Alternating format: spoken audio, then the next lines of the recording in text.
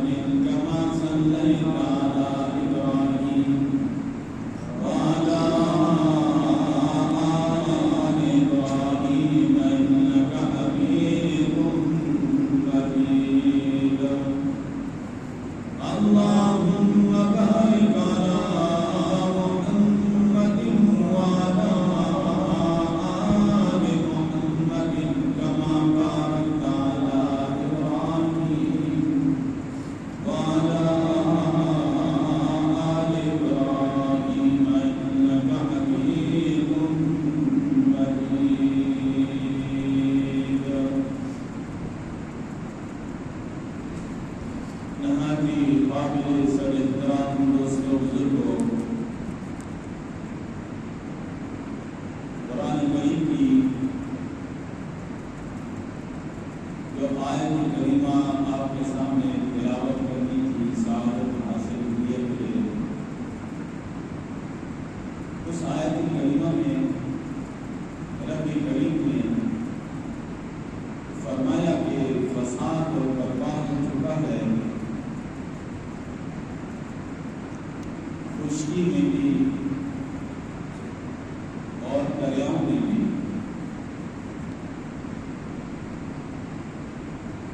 امام کا سبق ایدی الناس،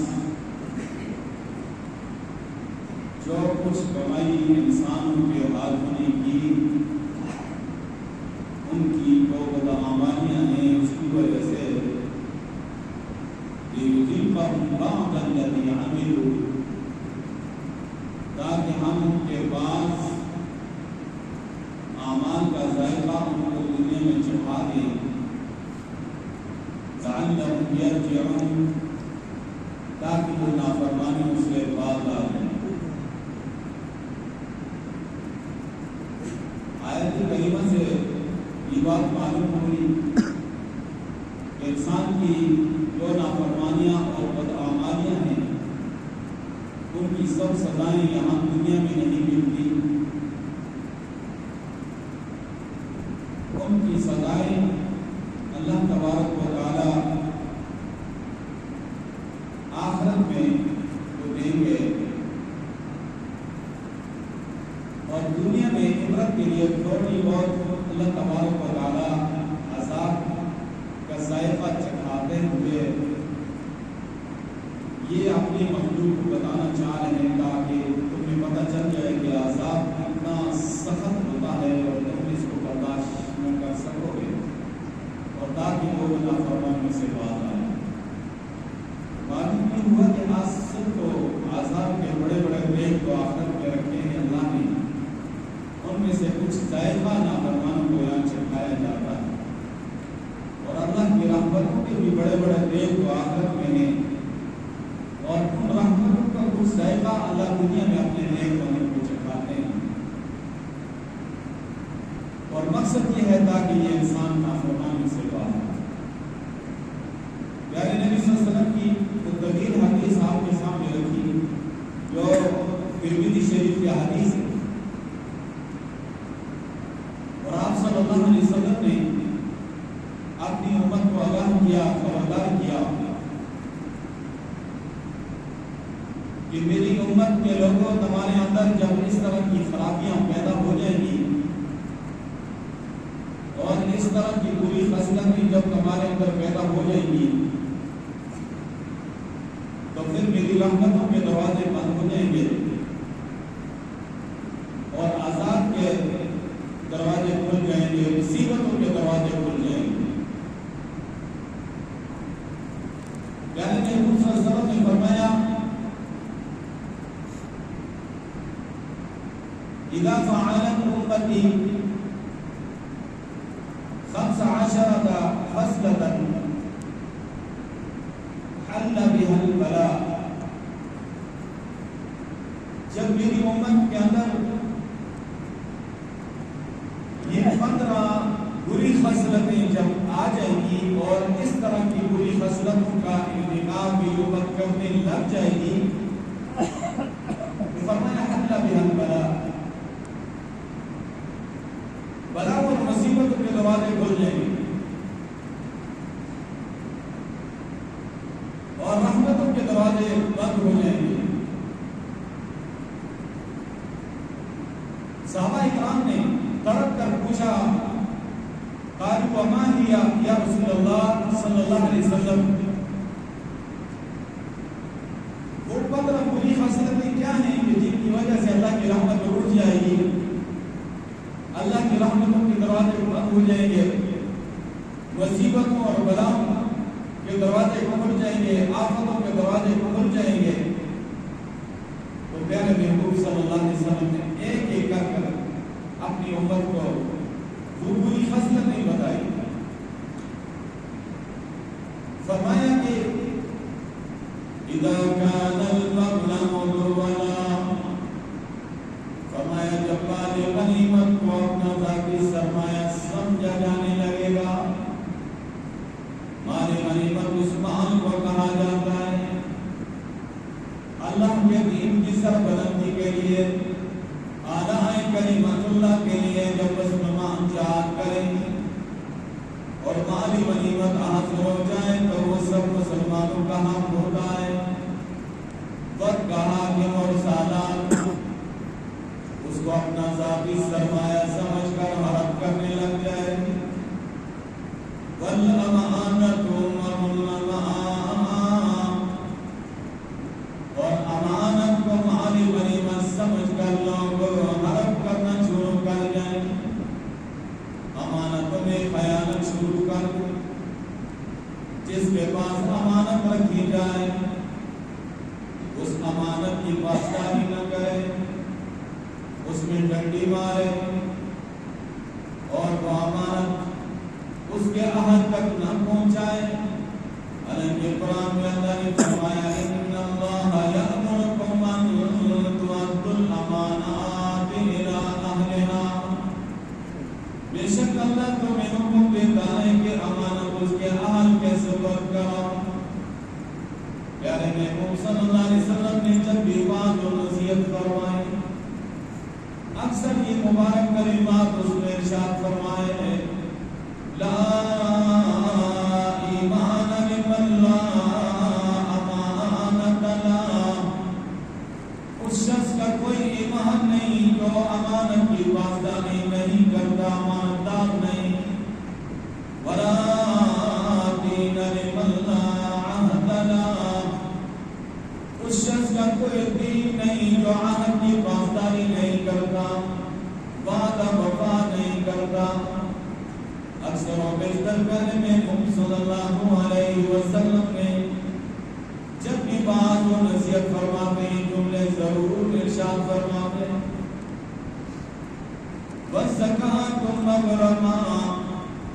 تیسرے نمبر پہ پہلے میں صلی اللہ علیہ وسلم نے فرمایا زکوٰۃ کو لوگ تاوان چکی سمجھنا لگ جائیں گے،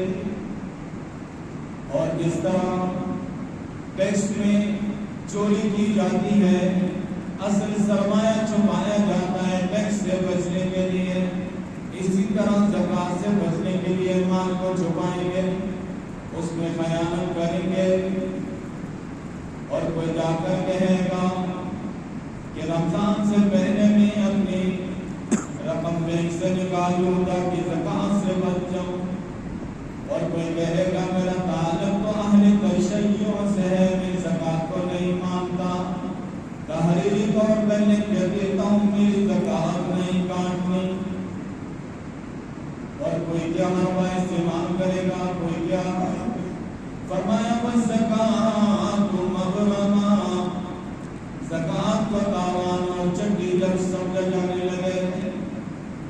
فرمایا کہ اللہ کی رحمت روٹ جائے، اور فرمایا جو قوم زکوٰۃ روک لیتی ہے اللہ رحمت کی بارش روک لیتا ہے،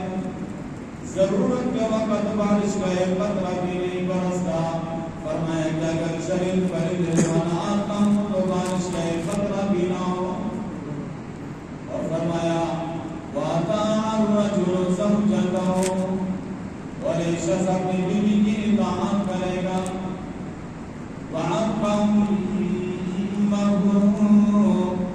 اور اپنی ماں کو ڈھکے مارے گا۔ فرمایا کہ وہ ماں جس نے خونی جگر سے تیری پرورش میں 9 ماہ تک تو ماں کے پیٹ میں رہا، تیری خاطر ہر طرح کی تکلیفیں برداشت کی، آج وہ تو جوان ہو گیا، اور جوان ہونے کے بعد تیری ماں نے تیری شادی کر کے تیرے لیے بہو کو کیا کر لائی، آج تو اپنی ماں کو ڈھکے دیتا ہے۔ اس میں مجھے ایک واقعہ یاد آیا کہ افغانستان کے طالبان کے اگلے جو دور تھا اس کا ایک واقعہ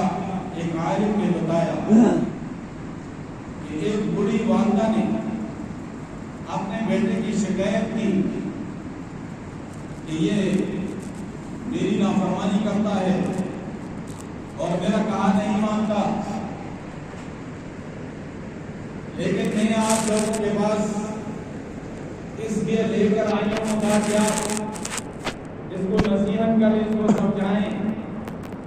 اور میری گزارش ہے کہ اس کو سزا نہیں دینی۔ میں اپنی بیٹی کی سزا کو نہیں برداشت کر سکتا۔ ان لوگوں نے اس کو سمجھایا کہ آپ بے فکر ہو کر چلے جائیں، اس کو ہمارے پاس چھوڑ دو۔ انہوں نے اور کچھ بھی نہیں کیا، ایک بڑا سا مٹکا لے لیا اور وہ مٹکا اس نوجوان کے پیٹ پر رکھا، اور اس مٹکے کا جو منہ تھا وہ آگے کی طرف کر دیا، اور رسیوں کے ساتھ اس مٹکے کو اس کی کمر کے ساتھ مضبوط باندھ دیا، اور اس نے کہا کہ 24 گھنٹے صرف اسی مٹکے کے ساتھ تو نے سونا بھی ہے، تو نے بیٹھنا بھی ہے، تو نے کھانا بھی ہے، تو نے پینا بھی ہے،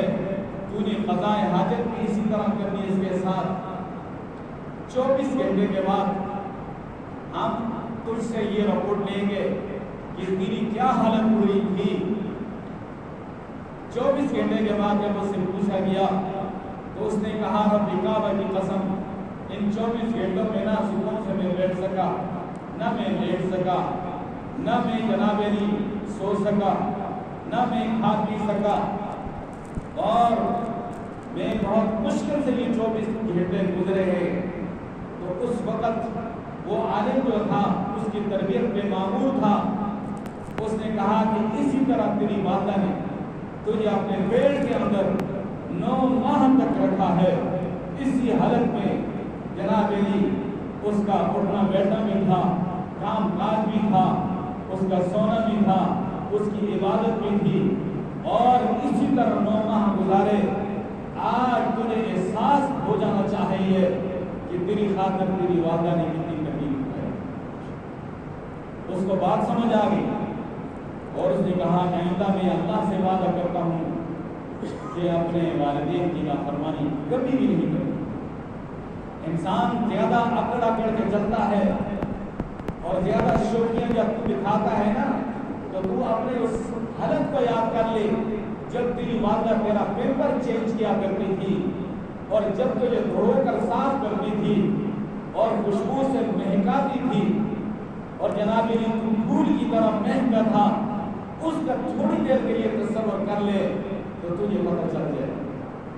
پیارے محبوب صلی اللہ علیہ وسلم کے پاس ایک شخص آیا اور کہا یا رسول اللہ صلی اللہ علیہ وسلم، میں نے اپنی والدہ شدت کی گرمی میں اپنے کندھے پہ اٹھا کر بیت اللہ شریف کا طواف کرایا ہے، اور کیا میں نے اپنی والدہ کا حق ادا کر دیا؟ پیارے محبوب صلی اللہ علیہ وسلم نے فرمایا تیری تکلیف کی خاطر تیری والدہ نے جب ایک سانس لیا تھا تو اس کا حق بھی ادا نہیں کر سکتا۔ ایک اور شخص آیا اور کہا یا رسول اللہ صلی اللہ علیہ وسلم، میری والدہ بہت بوڑھی ہو چکی ہے، بہت کمزور ہو چکی ہے، اور اس کی میں خدمت کرتا ہوں، دیکھ بھال کرتا ہوں، اور ہر لحاظ سے اس کی خدمت کرتا ہوں۔ آج اس کو میری خدمت کی ضرورت ہے، وہ عاجز ہے اور بے بس ہے، کیا میں اپنی والدہ کی خدمت کا حق ادا کر سکا ہوں یا نہیں؟ پیارے محبوب صلی اللہ علیہ وسلم نے فرمایا کہ نہیں۔ تو جو خدمت کر رہا ہے، تیرے جذبات اس وقت کیا ہے؟ تیری والدہ جو تیری خدمت کرتی تھی اس کے جذبات اس وقت کیا ہوتے تھے؟ تیری والدہ جب تیری خدمت کرتی تھی تو بیمار بھی ہوتا تھا، اور خدا نخواستہ بیماری بھی بہت سیریس بھی اگر تو ہوتا تو تب بھی تیری والدہ جب خدمت کرتی تو اس کے جذبات یہ ہوتے تھے، اس کی چاہت یہ ہوتی تھی، اس کے آرمان یہ ہوتے تھے، اس کی خواہش یہ ہوتی تھی کہ اے اللہ میرے بیٹے کو گھبرو جوان بنا دے، اور اس کو صحت عطا فرما، اس کو جوانی عطا فرما، اس کو عزت عطا فرما، اس کو عہدہ اور دولت عطا فرما۔ اور ساتھ تیری خدمت کرتی تھی، وہ تو اس جذبے کے ساتھ خدمت کر رہی تھی، اور تو اپنی والدہ کی خدمت کرتا ہے تو تیرا جذبہ کیا ہے، تیری چاہت کیا ہے؟ تو خدمت بھی کرتا جاتا ہے اور ساتھ ساتھ کہتا ہے الہ العالمین میری والدہ کو ایمان کی حالت میں اٹھا لے، اور مولوی صاحب کے پاس جاتا ہے مسجد میں تو کہتا ہے مولوی صاحب والدہ صاحبہ بہت سیریس ہیں اور کافی عرصے سے بیڈ پہ ہیں، خدمت میں کر رہا ہوں، لیکن آپ دعا کریں اللہ ایمان کے ساتھ اس کو اٹھا لے۔ تیری خدمت کا جذبہ تو یہ ہے اور تیری والدہ کی خدمت کا جذبہ یہ ہے، تو کس طرح کہہ سکتا ہے کہ تو اپنی والدہ کا جو حق ادا کر سکا؟ تو بہرحال پیارے محبوب صلی اللہ علیہ وسلم نے فرمایا وَأَطَاعَ الرَّجُلُ زَوْجَتَهُ وَأَطَاعَ أُمَّهُ،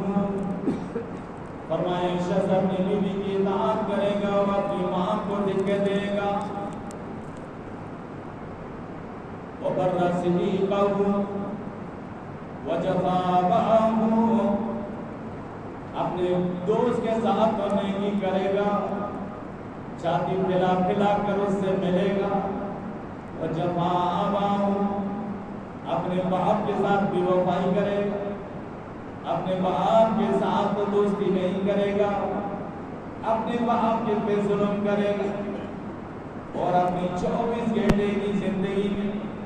باپ کے لیے تو 1 گھنٹہ کیا آدھا گھنٹہ بھی نہیں نکالے گا، اور جناب میری ماں باپ تیری ملاقات کو ترس جائیں گے، صبح کو تیرے انتظار میں 9-10 بج جائیں گے، تو اٹھ کے چلا جائے گا کام کاج پہ، اور رات کو تیرے انتظار میں باپ انتظار میں رہے گا، ماں انتظار میں رہے گی، اللہ ہوگا مائیں دروازے میں پڑی رہتی ہے جب تک بیٹا نہ آ جائے، باپ کو انتظار کرتے کرتے سو جائے گا، ماں نہیں سوئے، لیکن تب بھی تو باپ کو ٹائم نہیں دے گا، ماں کو ٹائم نہیں دے گا، تو 4 کھلے سنا دے گا کہ آج آپ نے سارن سے نہیں بنا، آج کے رشتے نہیں بنی، اور آج یہ ہو گیا میری مرضی کی طبیعت کا کھانا نہیں بنا، اور یہ رات کا ٹائم بھی گزر جائے گا، کئی دن گزر جائیں گے، تیرے ماں باپ اس انتظار میں ہوں گے کاش میرا بیٹا ہمارے ساتھ کچھ دیر تو بیٹھ جائے، کچھ باتیں تو کرتے رہے۔ آج کا بیٹا کی کر رہا ہے اللہ کو، اور دوست کے ساتھ چھاتی پھیلا پھیلا کے ہر مشورہ دوست سے ہے، راز نیاز کی بات دوست سے ہے، یہی وجہ ہے کہ آج کہا جاتا ہے کسی کے بارے میں معلومات نہ ہونا تو کہتے ہیں یار اس کے بارے میں اس کے دوست سے پوچھ لو، کوئی معاملہ کوئی بات کوئی الجھن یار اس کے دوست سے پوچھ لو۔ آج وہ وقت آ چکا ہے، باپ کو نہیں بتائے گا، ماں کو نہیں بتائے گا، دوست کو بتائے گا۔ وَكَانَ زَعِيمُ الْقَوْمِ أَفْضَلَهُمْ، تو ان کا عظیم کمینہ انسان وہ ان کا سردار اور سربراہ ہوگا۔ وَأُكْرِمَ الرَّجُلُ مَخَافَةَ شَرِّهِ، کسی شخص کا اکرام و احترام اس کے شر سے بچنے کے لیے کیا جائے گا، معاشرے میں اتنی گراوٹ آ جائے گی، اتنی تنزلی آ جائے گی، بجائے اس کے کہ ظالم کا ہاتھ پکڑا جائے، ظالم کی گردن کو پکڑا جائے، بلکہ اس کو سلام کیا جائے گا، اس کے شر سے بچنا۔ آج کی باتیں کی دنیا میں دیکھیں، وہ اسرائیل کرندہ ظالم وہ مسلمانوں کا خون بہا رہا ہے، اور دنیا کہ بالخصوص مسلم حکمران جناب علی خاموش تماشائی بیٹھے ہیں اور دوستی کے ہاتھ بڑھا رہے ہیں، اسرائیل کو تسلیم کرنے کی باتیں ہو رہی ہیں، کیوں؟ اس وجہ سے کہ اس ظالم کے شر سے بچنے گئی، اتنی معاشرے میں گراوٹ تنزلی آ چکی ہے۔ وَأُكْرِمَ الرَّجُلُ مَخَافَةَ شَرِّهِ، کسی شخص کا احترام اس وجہ سے کیا جائے گا،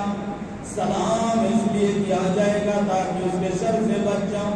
وَارْتَفَعَتِ الْأَصْوَاتُ فِي الْمَسَاجِدِ، مسجد میں آوازیں بلند ہو جائیں گی، دنیا کی باتیں ہونے لگیں گی اور دنیا کے تذکرے ہونے لگیں گے، عجیب عجیب قسم کے اعلانات بھی ہونے لگیں گے، عجیب عجیب قسم کی آوازیں بلند ہو جائیں، فرمایا جب یہ ہلاک ہو جائے تو دیکھ لو اللہ کی رحمت روٹ جائے گی. وشرب الخمر, شراب عام ہو جائے گی, شراب کو لوگ پئیں گے. ولبس الحریر, اور جناب حریر ریشم کا لباس مردوں پہ حرام, سونا مردوں پہ حرام. سونے کو مرد استعمال کریں گے, ریشم کا لباس مرد استعمال کریں گے.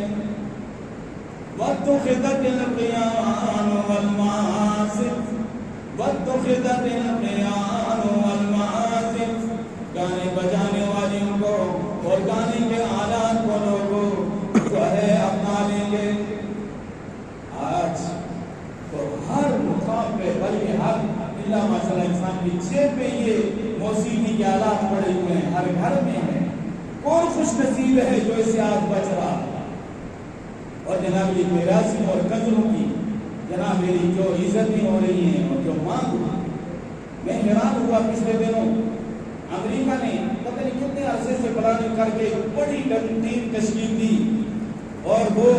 میوزک اور بینڈ کی ٹیم تھی, اور کئی ممالک میں اس کی تشکیل ہوئی. ایک ٹیم آپ کے پاکستان میں آئی,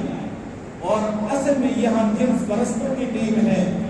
اور اس کے پس منظر جو مقاصد ہیں گندے ہیں ان کے ہمارے عوام کو پتہ نہیں ہے. کئی بڑے بڑے اداروں میں انہوں نے اس طرح کے میوزیکل پروگرامات کر بھی چکے ہیں, اور کئی اداروں کے غیور مسلمان طلباء نے ان کے لیے رکاوٹ ڈالی, اور انہوں نے کہا خبردار یہاں پر یہ بے حیائی اور فحاشی ہم نہیں چلنے دیں. اور باقاعدہ آپ کے پنجاب میں اس طرح کی کاوشیں, آپ کراچی میں وہ پروگرام ہونے لگا. تو یہ ایک منصوبہ بندی کے تحت دشمنان اسلام یہ چیز عام کر دی. یہ شیطانی آواز آج مسجدوں میں بلند ہو رہی ہے, حرمین شریفین میں یہ شیطانی آوازیں بلند ہو رہی ہیں موسیقی کی, اور اس سے آج اللہ کا گھر بھی محفوظ نہیں ہے, پیارے محبوب کا روزہ بھی محفوظ ہے. واتخذت القیان والمعازف عظیما ولعن آخر هذه الامة اولها, فرمایا کہ اس امت کے بعد کے آنے والے لوگ پہلے لوگوں پہ لعنت بھیجیں گے, یعنی بہترین زمانے کے بہترین لوگوں پر بدترین زمانے کے بدترین لوگ لعنت بھیجیں گے. آج کیا ہو رہا ہے؟ آج آپ کے ملک میں حضرت ابوبکر صدیق رضی اللہ تعالیٰ عنہ کو کافر کہا جاتا ہے, اور اسلام آباد جیسے دارالخلافہ میں حضرت ابوبکر صدیق رضی اللہ تعالیٰ عنہ کو کافر کہا گیا, اور کفر کا فتویٰ لگایا گیا, اور گالیاں دی گئی, اور سندھ میں حضرت عمر فاروق رضی اللہ تعالیٰ عنہ کا پتلا بنا کر جوتے مارے گئے. اور جناب علی کراچی میں آپ بدبخت نے حضرت عثمانی غنی رضی اللہ تعالیٰ عنہ کی شان میں گستاخی کرتا ہے. وہ مجنون انسان جس کا نام لینا جو ہے میں ممبر رسول کی توہین سمجھتا ہوں, جو پیارے محبوب کے اس جانثال کی توہین کرے, جس نے اپنے ہاتھوں سے اس قرآن کو جمع کیا, جس کے نکاح میں پیارے محبوب کی 2 بیٹیاں یکے بعد دیگر آئی, جنہوں نے 2 ہجرتیں فرمائی, جنہیں جنت کی بشارت پیارے محبوب نے زندگی میں دے دی, اس مقدس ہستی کے بارے میں ایک عام شخص جو ہے وہ بکواس کرتا ہے. اسے لوگوں پہ لعنت, اور میں آپ کی وساطت سے حکومت وقت سے مطالبہ کرتا ہوں کہ اس سے بے لگام کتوں کو لگام ڈالنی چاہیے, اور ان کو سزا ملنی چاہیے, یا نہیں ہاتھ اٹھا کر بتائیے, یہ ہمارے ایمان کا تقاضا ہے. فرمایا کہ جب امت کے بعد میں آنے والے پہلے لوگوں پہ لعنت کرنے لگے ہیں, فَلْيَرْتَقِبُوا عِنْدَ ذَلِكَ رِيحًا مُّرْسَلًا, پھر صرف آنکھوں کا انتظار کرو, اور خصفاً اور مسخاً,